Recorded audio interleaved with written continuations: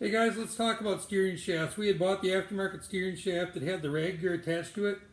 This is the other half the rag gear. The plate was on there. Let's see if we can. Oh, anyway, the plate was mounted on here. The rag gear attached to that. Normal situation would be fine if you didn't have a lift kit. Putting the lift kit on, we end up with the problem. It was getting too much of a bind on the angle here. So what I did is we went and took the old steering shaft. I cut the steering shaft, but made sure I had my tapers for my bolt reliefs. I'm going to slide this in here like this.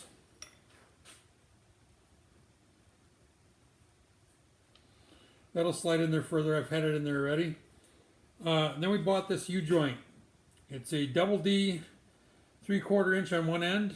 The other end is a 36 spline Ford end on it, which will line up with the Ford steering box. So now we can slide our double D on here, lock that in the relief.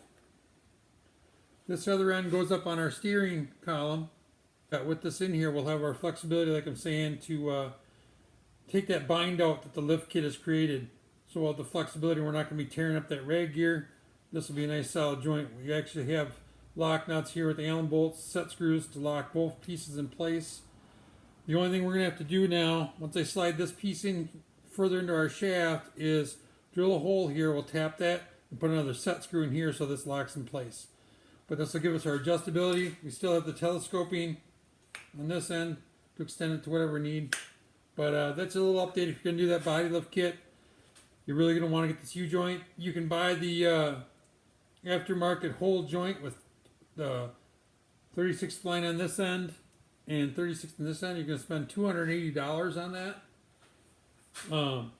This was $140, and then I was able to take the old steering shaft and buy this other knuckle for $30. So really, you're going to save about $100 if you do it this way. Thanks for watching, guys. I'll give you a little update later once we get it back in the truck. Okay, guys, like I said, I was going to follow up with that steering shaft. We got the steering shaft back in. That's the original knuckle and that Borgson steering shaft. Go down the other one. Talking with my assistant Zay here. This is the knuckle we bought, the new U-joint. We cut the flat plate off where the rag gear was before. We got a 3/4 double D on one end, slid on, have set screws in there, and then on the other end is 36 spline Ford setup. If you slide back here, you guys see that bolt on the bottom side of that steering shaft? That's the only thing I added after we cut that rag gear out of there and put this new joint in, is I basically drill a hole and so we can put a set screw in there.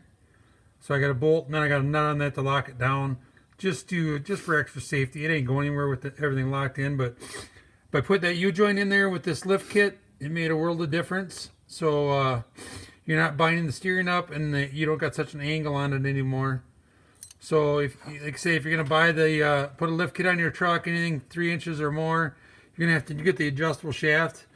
If you're gonna go longer than 3 inches, I'd say get the 3/4 double D steering bar, and then of whatever length you need, and then buy 2 of these U-joints, the 36 spline by the 3/4 double D, and then you can just cut your stuff to length and you'll have your U-joints be good to go.